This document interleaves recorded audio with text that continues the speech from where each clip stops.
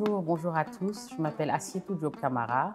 Je suis sociologue de formation et spécialisée sur les questions de genre et d'égalité femmes-hommes. Je vous souhaite la bienvenue sur ce vidéocast réalisé par Warkha TV pour l'élimination des violences faites aux femmes et aux filles. Cette campagne, je le rappelle, est une campagne qui est organisée chaque année pour célébrer les activités, les actions qui sont menées à travers le monde pour l'élimination des violences qui sont faites aux femmes et aux filles. Elle dure du 25 novembre au 10 décembre, dates qui font référence à la lutte pour l'élimination des droits, pour l'élimination des violences faites aux femmes et aux filles et pour célébrer les droits humains.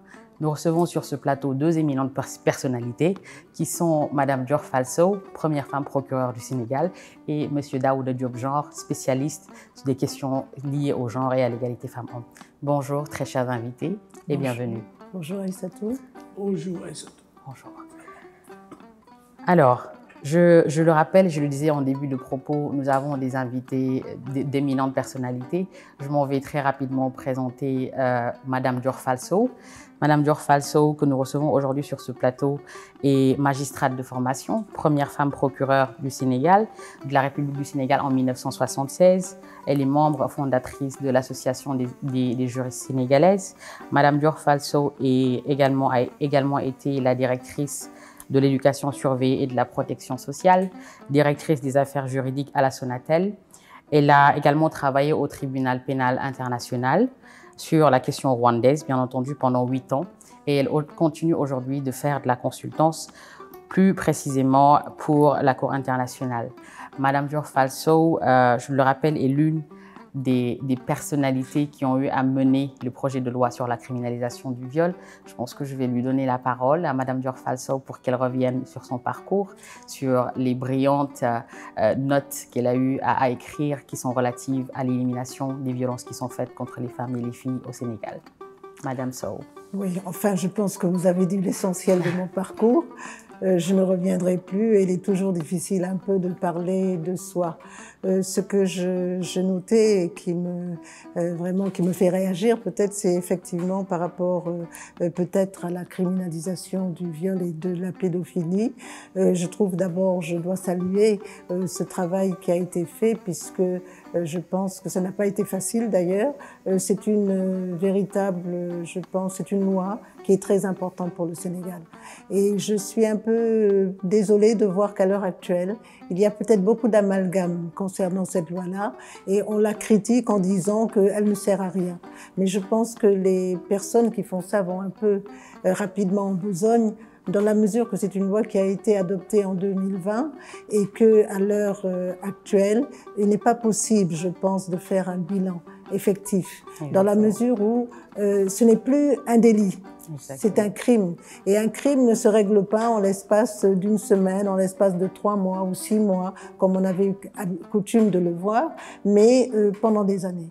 Ça peut prendre des années. J'espère que ça ne durera pas trop d'années, parce qu'il faut penser aussi à la personne qui est en prison. Mais je pense qu'il est nécessaire qu'on prenne le temps de faire l'information. Ça montre d'ailleurs que ce n'est pas une loi qui est prise à la légère seulement, mais qui est prise pour que justement les faits soient prouvés et que la condamnation puisse intervenir. Exactement. De grandes avancées alors qu'on note, mais une effectivité qui va prendre un peu de temps quant au bilan qui peut être fait par rapport à l'application de la loi. Et je pense que les gens doivent le comprendre. Et je pense aussi que ce qui est important et qu'on ne dit pas souvent, c'est les mesures d'accompagnement. Les mesures d'accompagnement qui intéressent aussi bien la personne qui a été arrêtée, le coupable de viol, le présumé coupable, puisqu'il n'est pas encore condamné, et la victime. Et c'est surtout sur la victime qu'il faudrait quand même que les mesures d'accompagnement soient prises en raison des conséquences psychotraumatiques après le viol. Exactement, parfait. Merci beaucoup Madame Dior Falso. Je pense que nous allons revenir sur ces mesures d'accompagnement-là qui doivent être mises en place par rapport aux différentes victimes, et nous allons un peu faire un clin d'œil à l'actualité sénégalaise actuellement qui parle de ces questions de viol-là. Je m'en vais présenter Monsieur Daouda Diop. Monsieur Daouda Diop qui est expert en genre et qu'on appelle affectueusement Daouda Genre depuis 1992. Il fait la promotion du leadership féminin, de l'auto-emploi individuel et collectif. Monsieur Daouda Diop est également expert en genre. Vous êtes formateur, accompagnateur plutôt en esprit d'entreprise et entrepreneuriat féminin d'envergure. Vous enseignez au Master Genre et Édification de la paix à l'Université Cheikh Anta Diop de Dakar, principalement à la Faculté des droits et sciences juridiques. Vous avez joué un rôle crucial dans l'élaboration de l'indice d'égalité de genre ici au Sénégal et en Afrique de l'Ouest. Mais vous êtes surtout ce qu'on peut appeler un hifoshi, quelqu'un qui stand up, comme on dit, pour la promotion de la masculinité positive. N'est-ce pas? Exactement. Vous avez bien fait. Et vous avez fait le tout parfait. Peut-être que vous me permettez, je dirais que Dior, oui. Ça je prends votre place.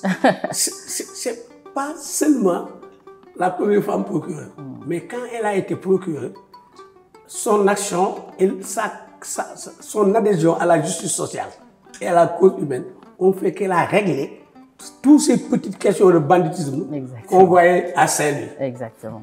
Donc ça, pour moi, c'est l'image presque que je retiens. La vie est devenue plus disciplinée, il y avait plus ces banditismes traînants, n'importe quoi, et ainsi de suite. Oui, nous aurons la possibilité tout à l'heure de revenir sur ce rien qu'à évoquer son nom, ça pouvait être dissuasif. Exactement. Pour certaines personnes. Exactement. Et ça, pour moi, pour une juge, une magistrate, c'est une grandeur. Parce que maintenant, quand tu prononces le nom d'un magistrat, assez souvent on te dit vous.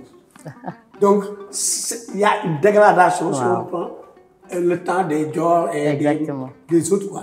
Exactement. Les citer. Exactement. Donc, en gros, je voudrais un peu revenir sur ça. Wow. Sinon, comme vous dites, je suis sur les questions de genre depuis très longtemps, mais avant que le terme genre n'existait pas, j'avais mis un concept, c'était même appliqué avec l'ASC Tchendo 80. En 82, j'écrivais égalité solidaire et égalité solidaire ou solidarité égalitaire et complémentaire. Parce que je n'avais pas le concept. Et c'est en 82 que j'ai créé ça pour montrer la nécessité de l'égalité et même une égalité réelle qui est basée maintenant sur la solidarité humaine, même dans le couple.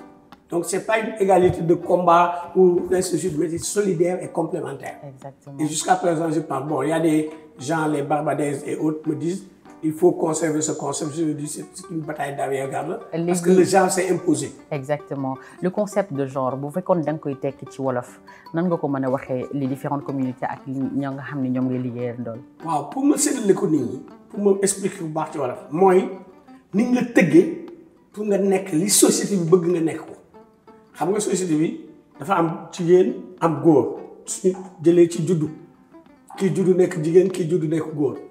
Du ma dellu ci lu sore parce que foofu il faut que ma sore dem dugg dans l'histoire léegi am noo xam ne jigéen na góor ñi parce que jigéen na góor il faut que ñu duggante mënuñu bañ duggante pour construire addina bi. parce que addina bi pàcc boo mënti jël jigéen na góor duggante nañu pour construire ko même soo gis su feeñu nit ci yow soo ko jaxat kii wëmbatee bu baax gis ni duggante ko. léegi nag ci duggante boobu dafa am nu mu jéngee. jéng bi moo tax ma ne du ma ci dellu parce que day gudd.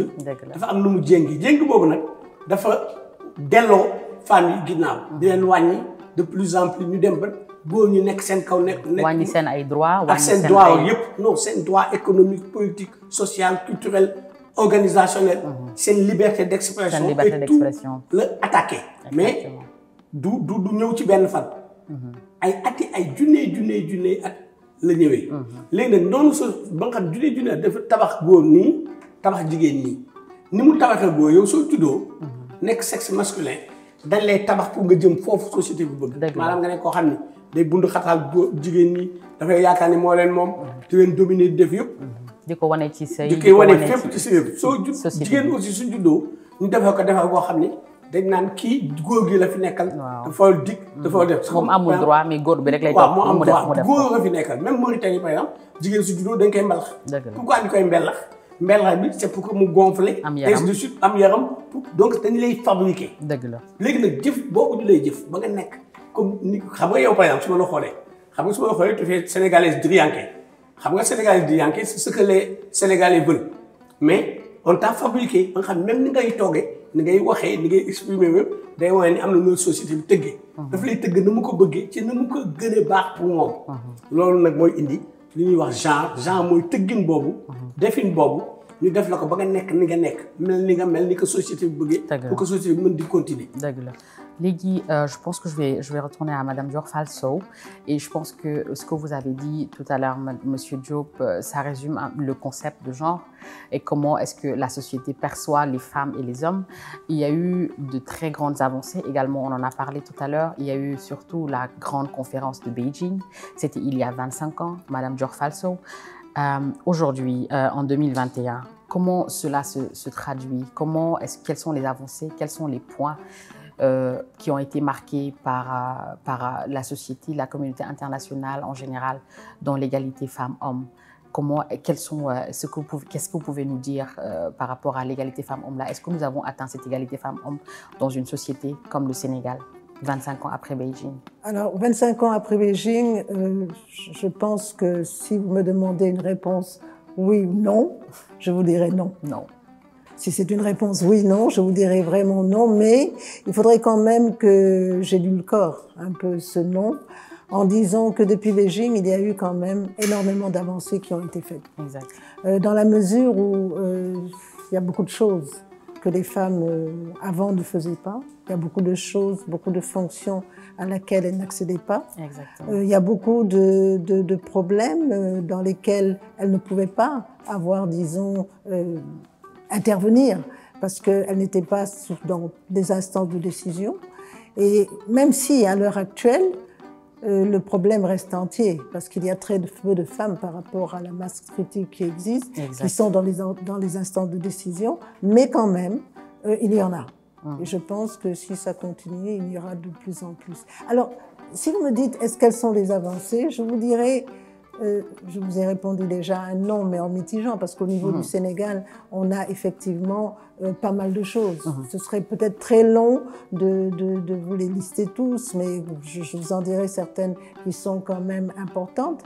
Par exemple, je prendrai l'exemple du Code de la famille, où il y a quand même beaucoup de choses qui ont été changées. Avant, le mari avait le droit d'interdire à la femme de travailler. À l'heure actuelle, ce n'est plus possible. Par exemple, au niveau de la prise en charge des époux et des enfants, ce n'était pas possible avant, maintenant c'est possible. Un autre exemple que je peux vous donner, je ne liste pas tout, l'accès des femmes au niveau des forces de défense et de sécurité. Avant, c'était impensable. Maintenant, ça ne l'est plus. Et moi, j'en parle avec beaucoup plus d'aisance qu'en 1999, on m'avait confié, c'était l'UNICEF et le ministère de la Femme qui m'avaient confié l'étude de toute notre législation nationale en comparaison avec la CEDEF. Je l'ai fait et j'ai relevé tout ce qu'il y avait comme discrimination, mais dans tous les domaines, travail, santé, éducation, force armée. À l'époque, on appelait ça, c'était les métiers spéciaux en quelque sorte. Et je vois qu'il y a quand même pas mal d'avancées à ce niveau-là. Vous voyez maintenant les femmes au niveau des forces d'armée, elles sont importantes, police, gendarmerie, douane, qu'est-ce qu'il y a encore, pompiers, pénitentiaires. Donc il y a ça. Au niveau aussi de la politique, on peut dire que quand même, avant les femmes n'étaient pas chefs de parti. Il y en a maintenant qui sont pas beaucoup. Oui, on les compte sur les doigts de la main, mais quand même, il y en a. Au niveau du gouvernement, il y en a aussi, mais malheureusement, elles ne sont pas nombreuses. Alors, vous voyez, tout ça quand même fait dire qu'il y a une avancée. Mais le problème qui se pose, en plus, nous avons comment ça s'appelle, des instruments internationaux, nationaux et, disons, régionaux qui permettent qu'il y ait une avancée beaucoup plus rapide. Et là, moi, mon problème, c'est à ce niveau-là. Parce que le Sénégal a ratifié tous les instruments internationaux sans réserve. Et j'ai l'habitude de le dire et j'insiste sur ça parce que le sans réserve est extrêmement important. Parce que le sans réserve veut dire que nous ne pouvons faire rien d'autre que d'appliquer, parce que nous n'avons fait aucune réserve. Il y a des pays qui l'ont fait et pour certaines dispositions, elles n'appliquent pas la Convention. Mais nous l'avons fait, donc il faudrait quand même pour notre crédibilité, qu'on puisse donc accepter. Donc voilà donc là où je pense on en est. Il y a des efforts qui sont faits, mais je pense qu'il reste encore beaucoup de chemin à accomplir pour atteindre cette égalité. Et c'est un problème, et le problème où je pense il faut agir et beaucoup agir, c'est sur la mentalité. Exactement. Parce que vous savez, quand on a parlé tout à l'heure de genre, on a parlé de ce modèle, tout à l'heure tu as dit Daouda qu'on façonnait, effectivement. Exactement. Et comme on dit, l'habitude d'agir d'une certaine manière, comme on dit, l'habitude c'est une seconde nature. Et cette habitude d'agir de cette sorte-là est ancrée dans certains esprits, et tant que ça ne changera pas, nous aurons des problèmes. Exactement. Donc il faut, je pense, voir comment nous pouvons faire pour changer les mentalités. Et je me dis même que, vous savez, il y a certains qui se complaisent dans cette situation, et c'est là le problème. Mais il ne faut pas laisser tomber, il faut continuer, il faut sensibiliser, il faut convaincre surtout, parce qu'à l'heure actuelle, quand même, je pense que les femmes ont montré de quoi elles étaient capables dans tous les domaines. Dans tous les domaines. Elles l'ont toujours fait d'ailleurs, mais je ne ferai pas l'historique de ce qui s'est passé dans nos traditions, avec, que ce soit du point de vue de la défense de la nation avec nos héroïnes, parce que nous en avons tout à l'heure, tu m'as cité. On en a parlé. On a parlé de Nathalie Aline Sintoé, exactement. Qui vraiment était contre la colonisation. Exactement, et on a parlé également alors, du fait... il y a tout ça, et chaque fois je me pose la question de savoir, bon, parce que c'est bien beau de dire les femmes, elles sont bien, ce sont nos mères, ce sont nos sœurs, elles sont des combattantes, ce sont des éducatrices, mais quand il s'agit d'agir concrètement pour leur donner la place et leur laisser la place qu'elles ont dans la société, c'est un autre problème. Exactement. Voilà. Alors donc, je pense que vraiment, il faut oui, il y a encore des choses à faire. Et vous, lorsque vous avez été nommée première femme procureure du Sénégal, c'était un grand événement dans l'univers juridique sénégalais. C'était quand même en 1976. Donc, pas très loin de la date d'obtention de l'indépendance. Et quelle a été, est-ce que là, au Sénégal, c'est vrai que vous avez parlé de beaucoup d'acquis qu'on a eu depuis Beijing, mais est-ce qu'on a réussi le pari de la représentativité des femmes, par exemple, dans tout ce qui est élaboration de politiques publiques? Est-ce que les femmes ont leur voix? Est-ce que cette voix-là, elle est audible? Est-ce qu'elle est prise en compte? Écoutez, enfin, prise en compte, vous savez, il faut quand même avoir une certaine masse critique quelque part pour pouvoir faire en sorte que votre voix soit prise en compte. Mais je pense que là, par rapport à la position des femmes dans les instances décisionnelles, elles ne sont pas encore nombreuses. Non, pas du tout. Alors, il faut dire qu'elles ne sont pas encore nombreuses et que, effectivement, il faudrait que non seulement dans ces instances-là, elles soient plus nombreuses, mais aussi au niveau de la société civile, où quand même vous avez beaucoup d'organisations des femmes, qu'elles soient organisées. Exactement. Et moi, je le dis tout le temps, je dis, vous savez, parler, on ne peut pas seul faire atteindre les objectifs que nous nous assignons nous-mêmes, parce que c'est difficile. Mais il faudrait qu'il y ait une synergie d'action entre les associations, pas seulement même les associations féminines, parce que vous savez, parler d'égalité hommes-femmes, ça veut dire que les hommes sont impliqués. Exactement. Et là, je salue, c'est l'occasion pour moi aussi de saluer Daouda qui est un petit frère, un parent même. Mais cette occasion-là, bon, je la saisis parce que c'est quelqu'un d'extraordinaire. Exactement. Et vraiment engagé. Et vous savez, quand on est engagé, c'est pas seulement s'engager, mais c'est qu'il faut être convaincu. Parce qu'un engagement sans conviction, sans détermination, aller jusqu'au bout, ça ne mène à rien. Mais non seulement il est engagé, mais il est convaincu. Exactement. Il est convaincu par cette cause qui est la nôtre. Parce qu'en fait, c'est pas une histoire de femmes, c'est une histoire de développement. Et de droits humains. C'est une histoire de développement, c'est une histoire de droits humains.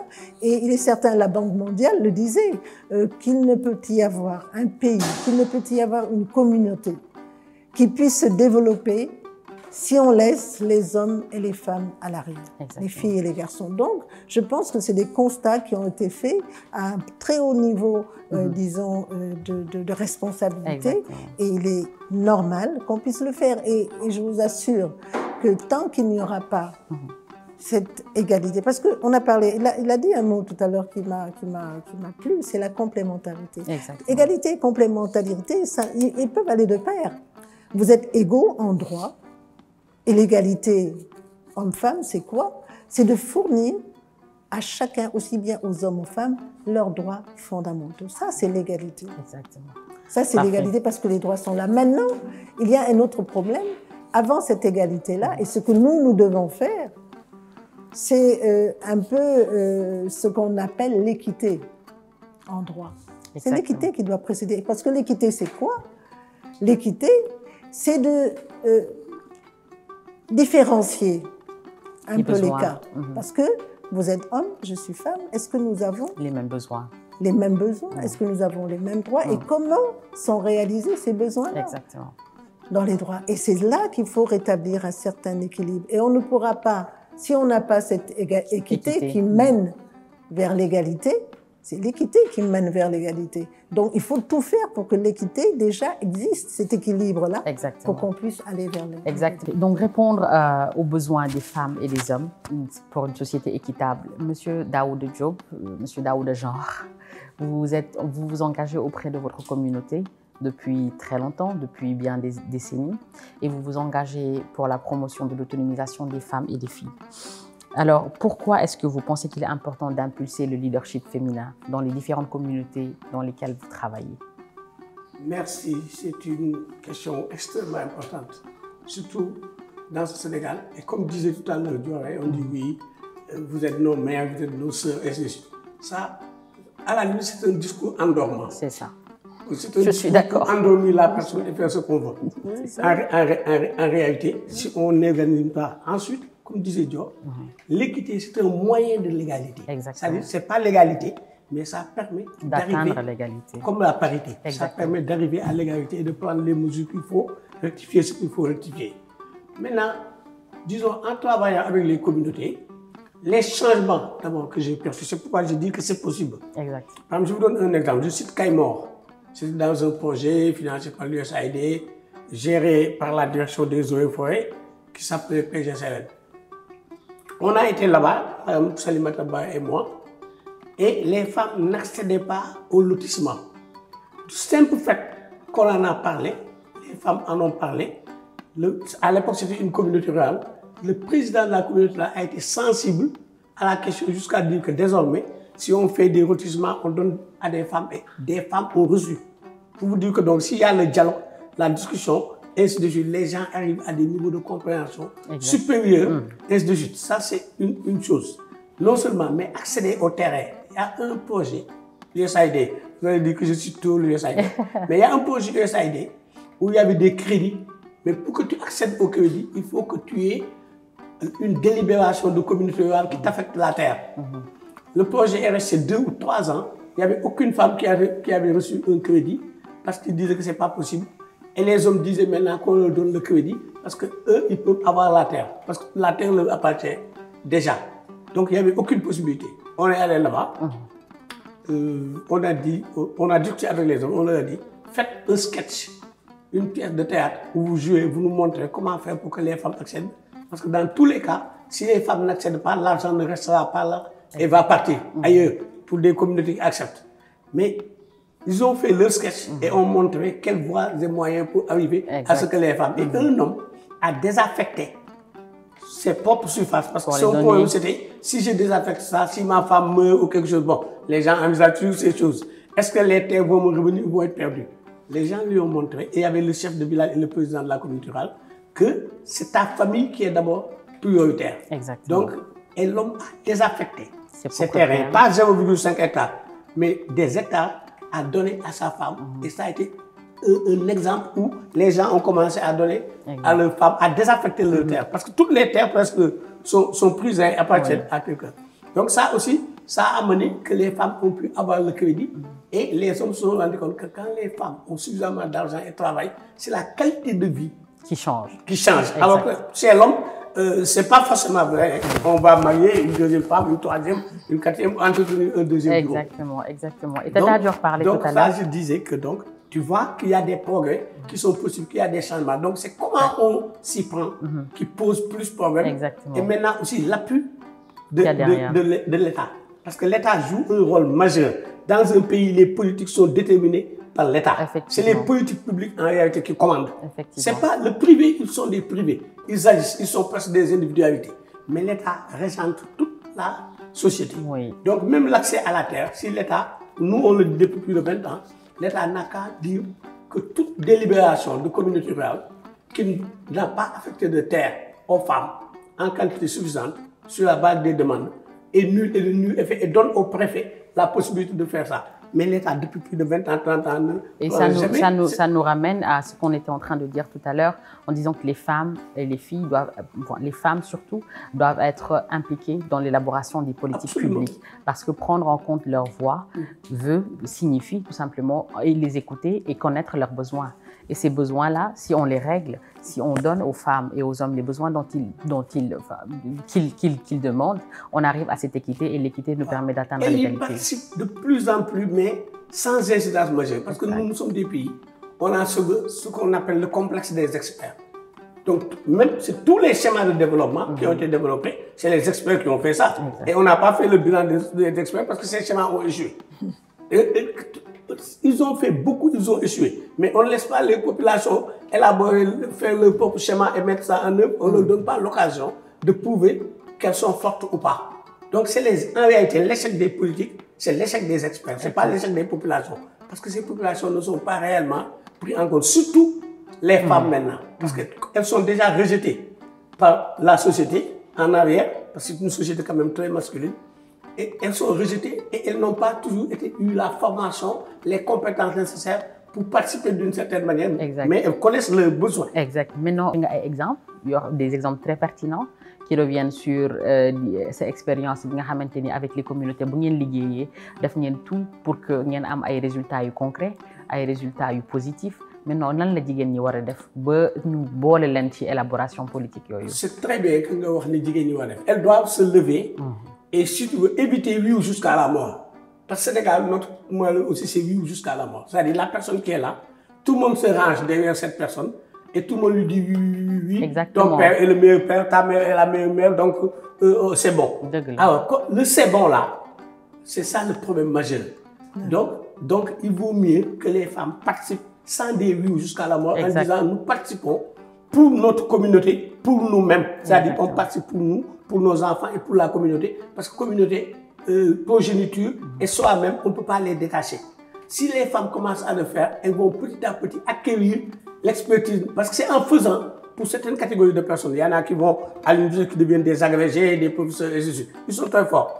Mais pour certaines communautés, surtout celles qui sont les moins formées, c'est en faisant, en apprenant de l'erreur, en corrigeant, qu'on acquiert de l'expertise. Exactement. Parce qu'on acquiert la capacité, la possibilité de faire sans qu'il y ait de remise en réalité. Donc il faut les impliquer davantage. Et ça, l'État peut prendre une mesure, mais elle aussi, au lieu d'attendre l'État, là où ça se déroule, elle devrait y aller, et pas seulement en applaudissant, mais parfois elles y vont. Et souvent, parfois, c'est les femmes les plus âgées qui vont là-bas pour dormir. En réalité, les jeunes femmes donc, capables de se battre et de dire des choses qui ont leur avenir, qui appartient à leur avenir. Parce que quand une personne, son avenir appartient à son passé, cette personne n'est plus porteuse. Mais les jeunes, leur avenir appartient à leur avenir. Si les jeunes femmes, comme les jeunes garçons, y étaient présents et présentes, jouer leur partition, sortir leur qui, les politiques publiques vont prendre en compte les intérêts réels des populations. C'est ça, c'est un confronté à des obstacles tels que les mariages précoces, à des obstacles qui sont vous faites que productif pour mener une dara société il faut vous marier, surtout quand c'est pour les femmes, donc c'est difficile. C'est difficile. J'en profite même pour signaler une chose qui est un nouveau phénomène. Comment signaler, qu'on nous a signalé. Et il semble que c'est dans le Kaffrine, ça existe. Dans le Kolda, ça, dans le Kédougou, c'est des jeunes maintenant, des enfants, donc même il y a le droit des enfants, qui ont 15 ans, que leur père et mère presque obligent à se marier à des jeunes filles de 13 ans, de 10 ans, et ainsi de suite, parce que ces jeunes filles deviennent une main-d'œuvre taillable et corvéable à la merci. On ne peut pas dire que le préfet n'est pas au courant, parce que quand les baleines sont au courant, mais l'État ne prend pas de mesures pour ces choses, parce que l'État préfère fermer les yeux pour faire une sorte d'entente cordiale avec les féodaux, avec les grands marabouts, parce que tout le monde se donne dans cette affaire de prédation de filles mineures.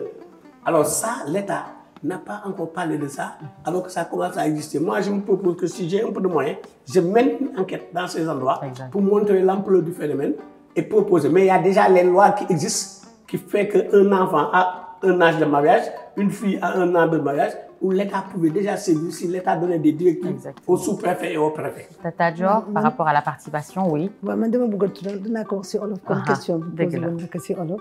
si participation jigéen ñi. nan la ñu war a def. dëgg la ba mën a bokk si communauté yeeg yooyu. instance yi. mais defe naa ñaar moo am. xam nga d'abord da nga war a xam sa àq ak sa yelleef. kooku boo ko xamee. dana gën a yombal li nga bëgg a def. dëgg la beneen bi da nga war am fitam itam. parce que doo bëgg a dara itam dem fa xam ne xëy na daa am coono wala daañ la si indil ay problème nga bañ a def. gis nga bu ñuy wax affaire communauté yi liggéeyu femmes yi si agriculture yooyu exemple yoo mën a jël muy si Ndar muy feneen am na ay femmes yu bari yoo xam ne fii ñu toll. ñu ngi amee ay tool yu dul jeex. waaw ñu ngi amee léegi sax dañ koy def ay entreprise xoolal ceeb bi xoolal yeneen kii nga xam ne ñu ngi koy gis lu tax ndax dañuy jug benn bés ne lu tax ñun duñ ko mën a def dañu dem doo ci kaw table bi ni ñun kat lii dañu mën a def wuti ay financement ñu jox leen seen financement ñu def ko loolu da ngay am fit itam parce que boo bëggee dara foog nga am fitam boo ko amulee doo dem fenn c'est nag nit yi daañu fexe ba léeg-léeg itam ñu teqali la ak sa sago parce que dañ lay teg pression boo xam ne actuellement ku amul fit boobu nag du mën a àgg parce que nag gis nga jigéen muy fi lii muy fi leneen kenn du la may dara muy si politique muy si yeneen liggéey muy si kenn du la may dara boo ko jëlalul sa bopp kenn du la ko jox kon nag defe naa ni loolu lu am solo la fokk ñu xalaat ko fokk ñu fàttaliku ko fokk ñoom itam ñu jëf ko parce que loolu problème la parce que gis nga affaire terre yi bu may wax ne il faut que nga xam sa àq ak sa yelleef mooy lan mooy affaire terre yi lu bari dañu naan terre yi femmes yi mën nañu accéder à la terre amul benn loi bu wax ni femme mënul accéder à la terre fii si Sénégal bu wax ni femme mënul accéder à la terre donc c'est culturel c'est des pratiques culturelles qu'on essaie de exactement rek la mais qu'on perpétue depuis des années et des années texte boo xam ne mën na la wax ne femme mënul accéder à la terre exactement donc léegi loolu itam mooy moo tax bu ma xam ne da ngay xam sa àq ak sa yelleef il faut que ñu xam ko c'est ñun nag ñoo leen mën a dimbali si loolu exactement wax dëgg yàlla association yi kii yi ñoo leen mën a dimbali si loolu lu ñuy wax lu ñuy vulgariser le droit mooy ku si nekk xam lu la yoon may c'est defe naa ni pour droit yi moom amul benn problème parce que droit yi ñuy jox mooy droit yi nga xam ne kuy nit mooy lu ñuy wax si tubaab inhérent à la personne humaine mooy kuy nit rek mën nga ko am moo tax it man buñ mënaan jigéen ñi lu tax ngeen di yëngatu ñi lu tax ma ne leen parce que ñun ay nit lañu comme yéen c'est nag dañuy bëgg ñun itam am suñu àq ak yële c'est duñ si sonn dëgg la loolu nag mooy problème fondamental am na solo merci beaucoup à tous les deux donc la campagne le vidéocast qu'on est en train de faire là les 16 minutes d'activisme ce qu'on veut c'est qu'à l'instar de la campagne pour l'élimination des violences faites aux femmes et aux filles qu'on ressorte ici avec des recommandations fortes sur comment éliminer les violences faites aux femmes et aux filles. Parce que moi je me rappelle d'une étude du PNUD en 2016 qui disait que les discriminations, les violences qui sont faites aux femmes et aux filles et qui existent en Afrique nous faisaient perdre près de 96 milliards de dollars. Donc, bu ñuy violenter femmes yi, bu ñu leen di discriminer, bu ñuy def de telle sorte qu'elles ne sont pas productives économiquement, socialement, dafa tax ñun suñu bopp on perd de l'argent. Et ñun suñu bopp mënuñu développer wu. Donc, on aimerait aujourd'hui vraiment ressortir d'ici avec des recommandations sur comment éliminer ces violences-là. On parle de viol toutes les semaines, on entend ça à la télé. Il y a non seulement à la télé, mais on filme des scènes où on violente des femmes, où on les discrimine, où elles font face à toutes sortes d'obstacles qui font qu'elles ne sont pas productives économiquement, qu'elles ne peuvent rien apporter à la société. Donc, nan la ñu mën a def tey aujourd'hui, vraiment en 2021, pour que bu ñu jógee fii que les femmes aient non seulement la possibilité de pouvoir s'épanouir économiquement, mais aussi qu'elles arrivent à s'épanouir socialement. Donc c'est une question que je vous pose à tous les deux, vu votre parcours, votre expérience, pour tout ce que vous avez fait pour l'atteinte de cette égalité-là.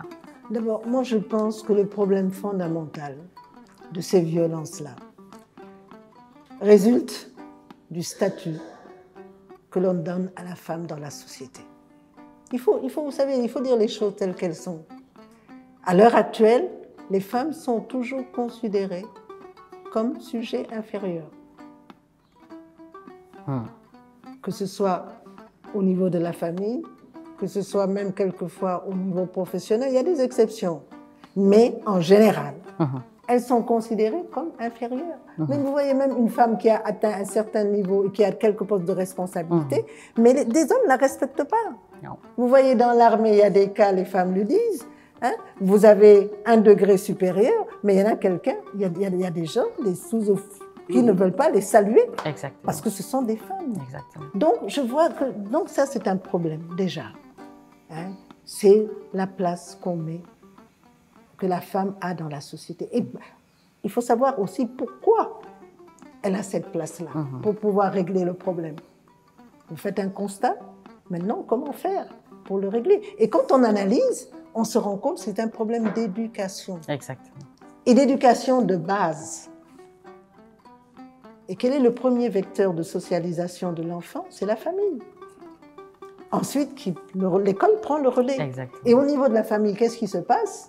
C'est que, comme on le disait tout à l'heure, on a été modelé plus exactement, d'une certaine façon, à savoir, la fille doit rester à côté de la maman, elle doit faire la cuisine, la vaisselle, elle ne doit pas, elle peut pleurer si elle veut, elle est sensible, ça se comprend. Le garçon, il ne doit pas pleurer. Il ne doit pas pleurer.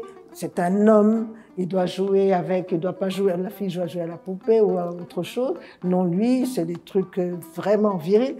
Et les enfants grandissent un peu comme ça. Et quel que soit, vous êtes dans une famille, votre grand frère, ça dépend, ça a évolué, hein, il y a des évolutions bien sûr, et peut vous corriger. Oui. Parce que vous n'avez pas fait ce que vous devez. Alors ça, ce sont des choses sur lesquelles on doit revenir. Exactement. L'éducation de base, elle est très importante. Et ça doit se faire déjà au niveau de la famille, pour que les enfants apprennent à se respecter, apprennent la différence, sachent que tu es une fille, tu es un garçon, mais tu peux faire les mêmes choses. Bon, c'est vrai qu'on ne doit pas mettre de côté certaines, je dis bien certaines, parce que toutes nos pratiques socioculturelles ne sont pas bonnes. Pas bonnes. Mais il faut le celles dire comme qui ne ça. sont pas bonnes, qu'on les mette de côté. Exactement. Et qu'on conserve celles qui sont donc qui peuvent servir et qui sont Exactement. valables. Donc ça, c'est un premier problème. Le deuxième problème, c'est l'application des textes. L'application des textes. J'aurais pu mettre l'État d'abord au début, mais je préfère faire cette analyse et ensuite dire quel est le principal quand même responsable. Nous avons des textes qui sont là, qui existent, mais qu'on n'applique pas. Mais qu'on n'applique pas. Et je peux vous donner des tas d'exemples dans ce domaine-là. Violence faite aux femmes. Combien de fois on a changé depuis la loi 1965 avec la loi 1999 qui a augmenté les peines pour en arriver à cette loi nouvelle de 2021 2020 qui criminalise le viol et la pédophilie. Mais pourquoi? Pourquoi on en arrive là? Parce que les lois ne sont pas appliquées. Quand je prends l'exemple du viol, où on vous disait qu'avec la loi de 99, pour certains cas, c'est des circonstances aggravantes, et qu'un enfant de 13 ans qui a été violé, le coupable doit voir le double de sa peine, ça veut dire 10 ans. Mais on a vu des jugements, je suis désolée de le dire, où il y a eu des peines avec sursis, alors que l'article 322 disait que le sursis dans tel cas n'est pas applicable. Donc, vous voyez, il y a ça déjà. C'est pas appliqué, donc pas d'effet dissuasif. Donc, quand vous voyez que maintenant, on peut laisser passer, c'est un problème. Alors, il y a ça. Ensuite, il y a autre chose. Il y a la responsabilité de l'État. Moi, je pense que l'État, il faut l'interpeller sur sa redevabilité. Parce qu'on ne signe pas des engagements sans les respecter. Et quand vous voyez certaines choses, par exemple, nous, on a le problème à l'heure actuelle, mais il faut en parler. Moi, j'en parle parce que nous ne faisons rien. Nous, les féministes, on les appelle comme on veut, les activistes. Mais vous savez, comme je dis, moi, tout est dans le contenu.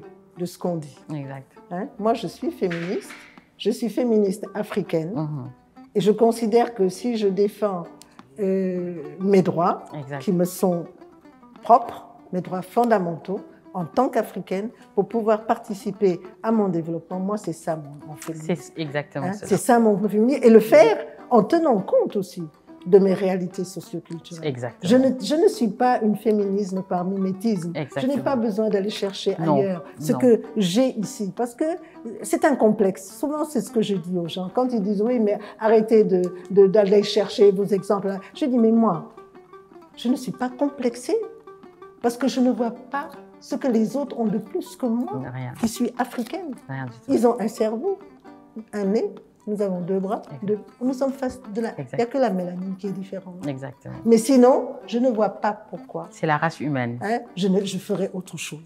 Donc, je n'ai pas de complexe. Et si je dois défendre mes droits dans ce sens-là, je le ferai. Exact. Alors, il y a ça. Alors, quand on voit que ces textes-là ne sont pas appliqués, que ces textes-là, et qu'il y a un groupe de personnes qui se revendiquent parce que, je ne sais pas, moi, ils sont religieux, ils ne sont pas tous, hein, mais qui le font.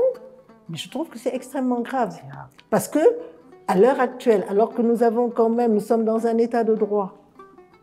Et état de droit, ça veut dire quoi? Ça veut dire donner la primauté au droit et rien d'autre. Et qu'on voit que des gens se permettent de dire qu'ici au Sénégal, ça ne se passera pas. Parce que simplement, nous ne sommes pas d'accord, parce que ça va à l'encontre peut-être de notre religion. Mais je dis souvent, laissez la religion tranquille. Parce que si vous lisez bien ce que la religion dit, si vous le suivez, vous vous rendez compte que la religion, c'est quelqu'un qui met en avant quand même la femme. Exactement. Parce que le premier rôle du Coran, quand on dit qu'il est descendu, ça a été aussi d'empêcher que les filles vivantes soient tuées, soient enterrées vivantes, que les filles soient enterrées vivantes. Exactement. Et quand vous lisez tout, il y a vraiment beaucoup d'exemples, je pourrais en parler pendant des heures. Hein, dans notre religion, vous vous rendez compte que dafa suturaal jigéen, dafa magal jigéen. L'adultère de la femme est impossible à prouver dans le Coran. Impossible. Impossible. Quand vous allaitez votre enfant, normalement, on doit vous payer. Et vous devez recevoir une compensation de la part du mari, exactement. Quand vous divorcez votre femme dans la religion, vous ne faites pas comme on fait aujourd'hui, vous mettez les bagages dehors. Non, vous devez la garder chez vous. Alors ça, ce sont des pratiques de bons musulmans. Et c'est dans le Coran. Le Coran ne dit rien d'autre. Le problème de l'avortement médicalisé, mais ce n'est pas interdit dans le Coran. Non.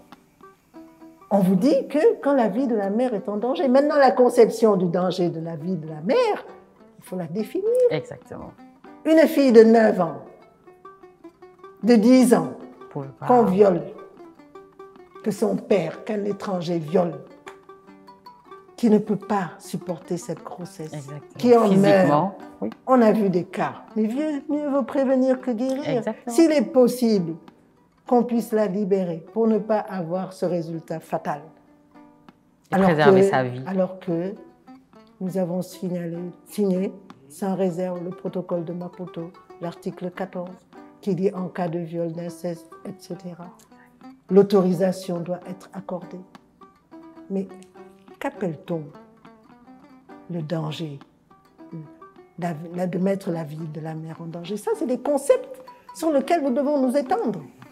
Et pourquoi on ne parle pas, alors que dans la religion, c'est très clair, de l'interdiction que fait la religion de certains rapports entre parents? C'est très clair. Vous avez des degrés de parenté suivant lesquels vous ne pouvez pas avoir de relation avec une personne, le père, l'oncle, à un certain degré. Mais pourquoi ces gens-là n'en parlent pas? Et ne parlent pas de ces personnes, des pères qui violent leurs filles, des oncles qui violent leurs filles, et des personnes qui viennent... Mais ils prennent quand même la religion pour référence lorsqu'il s'agit de choses qui les arrangent. Mais c'est une interprétation. C'est une interprétation. Alors je crois que, franchement, bon, j'en parle parce que ça vraiment, et je voudrais qu'on ait un débat où chacun pourrait donner ses arguments et que la population pourrait comprendre et choisir. Exactement. Parce que je pense que c'est facile de dire il ne faut pas, parce que c'est criminel. Point. Mais qui commet le crime? Est-ce que c'est le père qui a violé sa fille âgée de 9 ans ou de 10 ans? Ou est-ce que ce sont les personnes qui pensent aux conséquences de cet enfant, qui d'abord n'aura plus d'enfance? Ce n'est plus un enfant. De cet enfant qui voit toute sa vie brisée, elle ne peut plus aller à l'école, elle n'a plus aucun espoir que de rester dans cette douleur-là. Si ça n'arrive pas qu'aux autres, Non. comme je dis souvent. Non. Et si chaque père, chaque mère, chaque oncle, tante se disait, et si ça m'arrivait à moi, à mon enfant, quelle serait ma réaction? Je pense que les choses changeraient. Changerait certainement, Monsieur Daouda Diop. Si vous avez des choses à dire, Ce que je voulais dire, bien entendu.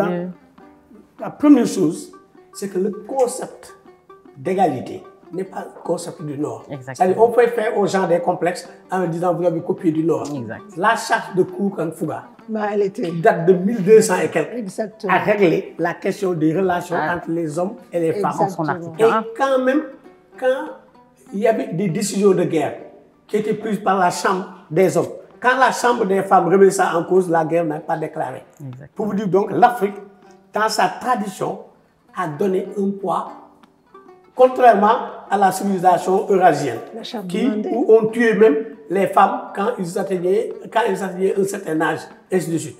Donc, le concept d'égalité homme-femme, c'est un concept purement africain. Et quand les gens mettent des cravates, ils ne disent jamais que ça c'est européen. Eux, tout ce qui te critique, tu verras, c'est des cravates parfois qu'ils ont eu à mettre.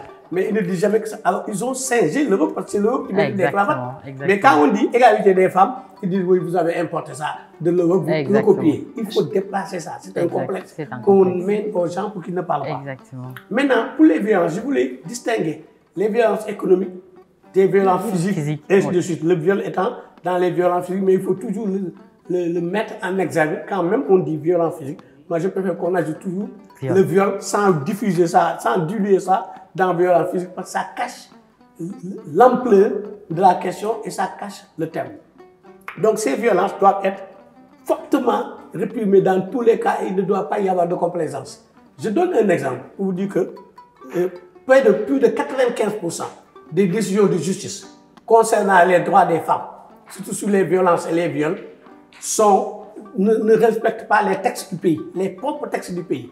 C'est qu'on devait avoir une personne chargée de, quand un jugement est donné sur ces questions et ne respecte pas les textes du pays, que même le magistrat puisse être traduit. Parce qu'un magistrat, c'est pour, à la limite, respecter les textes du pays, mettre en œuvre les textes, s'il passe à côté. J'ai dit plus de 95%, de 92 à 2013, sur l'étude qui a été faite par des universitaires dont Fassine Kiné Camara, ne respectent pas. Donc, c'est la justice des hommes. Il faut quand même qu'on ose appeler les choses. Le tribunal, quand il y a eu les Djossofa, les Mamadou et autres, c'est pourquoi même il y a des gens qui disent moi je préfère que ça tombe sur tel ou tel. Parce que quand ça tombe sur les hommes, l'homme il réfléchit à un homme. Je donne même un exemple. Ma femme se la cache contre moi.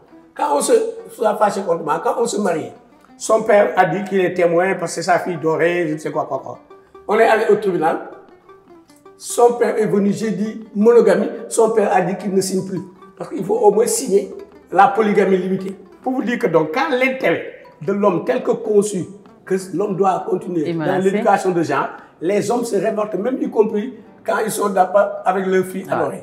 Donc, il faut être très sévère. C'est pourquoi je suis avec la loi sur la criminalisation. Maintenant, peut-être, comme suggéré un peu d'Aoudebine, il faudrait qu'il y ait un décret présidentiel ou un article de justice, en tout cas, qui dit que, la volonté politique, bien que ça soit criminalisé, il faut que les jugements se fassent vite. Mais là où il y a un problème, c'est quand on dit autonomie des femmes. Parler de l'autonomisation des femmes, c'est une parole de vent, si il n'y a pas de mesures. Parce que là, le petit crédit ne peut créer aucune milliardaire. Non, je suis d'accord. Les petites superficies ne peuvent créer pas de milliardaires. Donc, la vision de l'autonomie des femmes est une mauvaise vision parce qu'on ne conçoit ça comme des crédits de misère qui reproduisent la misère. C'est pourquoi les femmes, malgré tous les crédits déployés depuis longtemps, n'arrivent pas à sortir au bas de la société économiquement. Donc il faut changer. Ça vient des Nations Unies, mais ça vient aussi des femmes africaines. Parce que les femmes africaines, en allant à Beijing, avaient dit que la politique ne les intéresse pas. C'est Aminata Mbengue qui présidait le caucus des femmes, et moi j'étais là-bas. Que la politique ne les intéresse pas, ce qui les intéresse, c'est la lutte contre la pauvreté. Et les gens ont articulé l'entrepreneuriat avec la lutte contre la pauvreté.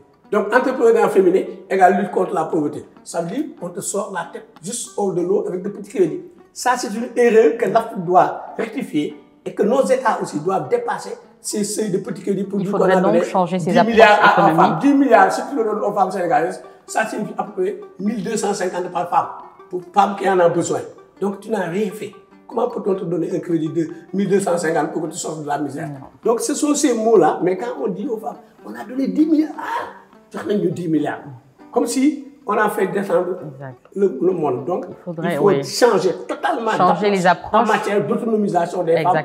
Parce que c'est l'autonomisation économique va les amener à peser dans la balance économique, sociale, culturelle du Sénégal avec de fortes pressions, avec des capacités. Exactement. Il faudrait donc changer ces approches-là.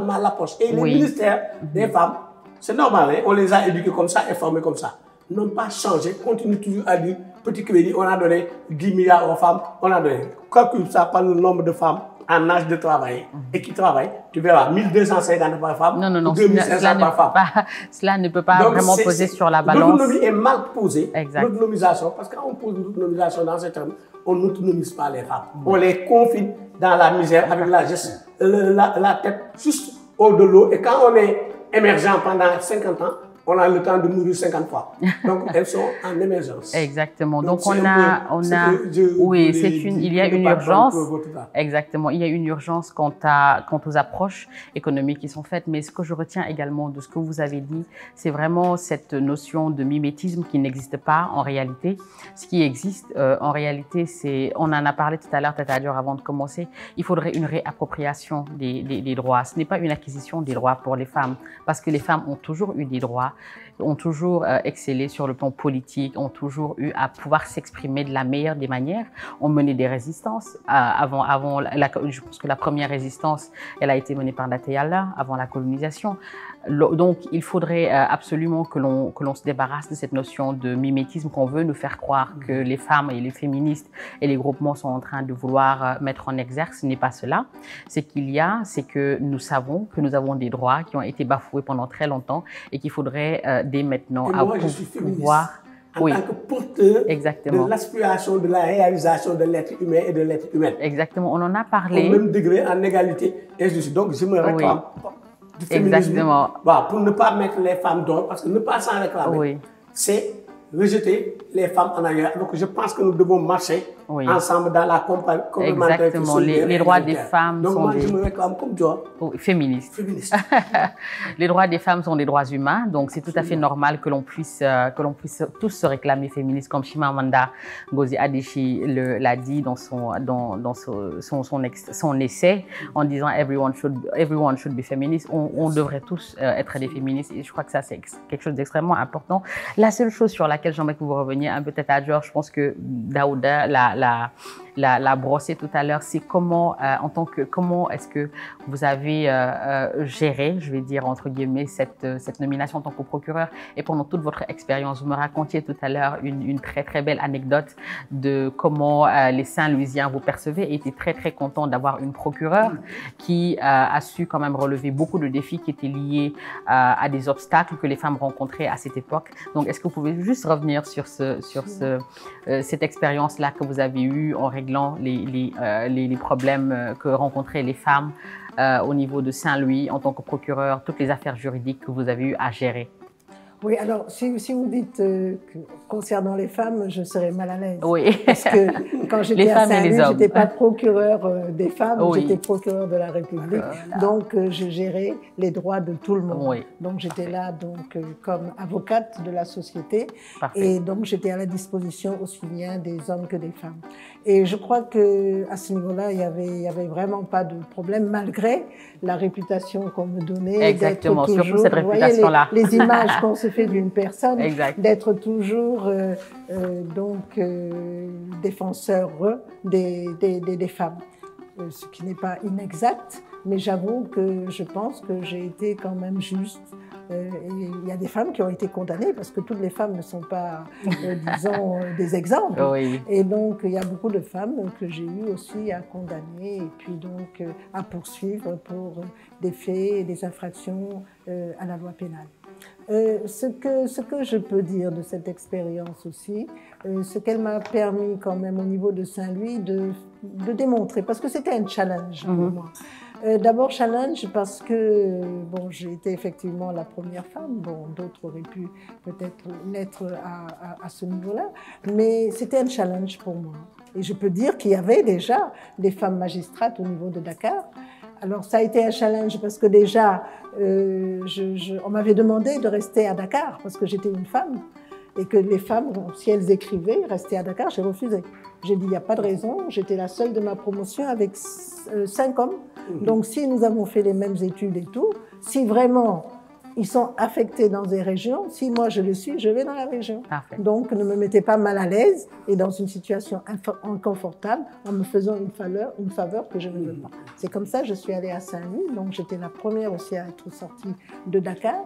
Et c'était un challenge pour moi.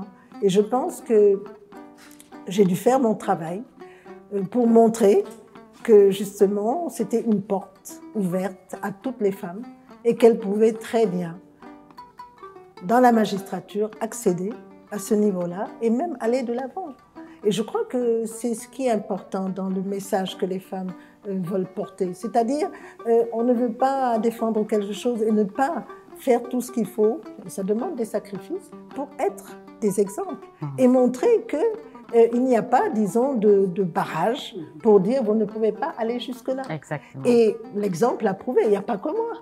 Vous avez eu, par exemple, Andrésia Vaz, qui a été la première femme présidente de la Cour suprême. Hein? Ensuite, vous avez eu Mireille Ndiaye, qui a été présidente du Conseil constitutionnel, la première femme. Vous avez des femmes qui sont, à l'heure actuelle, en train de monter dans la profession, et je pense que c'est ça qui est important. Quand vous faites quelque chose et que vous êtes convaincu, il ne faut pas et c'est là où j'ai quelques peut-être problèmes avec certains leaderships. Hein. Je ne dis pas tous les leaderships, je fais toujours la part des choses, mais certains leaderships, c'est féminin, à savoir que dès l'instant où ils sont au plus haut niveau, ils oublient celles qui sont derrière elles. Et le rôle d'un véritable leader, c'est de pouvoir attirer à son niveau les gens qui croient en lui et qui sont donc derrière lui. Alors, je pense que ça a été peut-être ce que je voulais un peu faire. Ensuite, il y a eu pas mal de problèmes, vous savez, bon, parce que comme la première et tout, je ne dis pas de difficultés en lui-même, mais comme je vous l'ai raconté, beaucoup de mythes sur ma personne, sur les activités. Mais en général, je peux vraiment dire que ça s'est bien passé. Peut-être aussi que j'avais une mentalité peut-être spéciale parce que je n'étais pas choquée ni effrayée par quoi que ce soit. Et je pense que c'est exactement. Parfait. Mais avant, je dis quand même les Dior ont été des exemples concrets. Et moi, je te dis, parce que je suis un peu le milieu de la magistrature, pas trop, mais tu n'as jamais entendu le nom de Dior dans une histoire de corruption. Tu n'as pas entendu le nom aussi de toutes ces femmes-là dans des histoires de corruption. Je n'en ai pas entendu, peut-être que ça existe. Donc, ça a été un exemple ou un plus que les gens devaient apprendre. Comme recommandation, une des recommandations majeures au Sénégal, surtout pour les femmes en milieu rural, indépendamment des petits crédits qu'on doit abandonner. C'est une question sur laquelle vous voulez vous interpeller. C'est l'accès à la terre et il faut qu'on prenne une mesure qui dit que toute délibération qui n'a pas affecté de terre aux femmes est considérée comme nulle et qu'on donne au préfet des possibilités sur ça. Que le préfet puisse annuler et que la terre ne soit pas affectée. On me dira que les femmes n'ont pas présent ce qui est vrai, mais les communautés là, si on leur dit ça, elles chercheront des gens pour rédiger les demandes pour les femmes. Parce que quand elles sont analphabètes, on ne peut pas leur imposer de faire des demandes. D'autant que la demande doit être faite en français. Donc c'est une recommandation pour moi majeure pour lutter contre la pauvreté des femmes et pour favoriser l'autonomisation des femmes, surtout en milieu rural. Oui, Donc je crois ça, c'est la recommandation. Oui, merci beaucoup Tata Dior, merci beaucoup à Monsieur Daouda Diop. Vraiment, on l'a dit en début de propos que c'était d'éminentes personnalités qui ont eu à faire des milestones, comme on dit en anglais, donc pour tout ce qui concerne l'égalité femmes-hommes. Vraiment, vous êtes des références pour les Sénégalais et les Sénégalaises, pour les jeunes femmes. Et pour les jeunes hommes également qui vous suivent. Et nous vous remercions pour toutes les recommandations qui ont été formulées ici à l'occasion de ces 16 minutes d'activisme. Merci beaucoup à vous tous et merci à Warkha également et aux différents partenaires qui ont eu à nous soutenir, que je vais citer d'abord le musée Henriette Bachelet qui a bien voulu nous accueillir aujourd'hui, Oxfam également, Equipod, le PASNEC 2, le projet Voix et Leadership Féminin à travers le CECI et bien entendu Kitamba. Merci à tous et à très bientôt.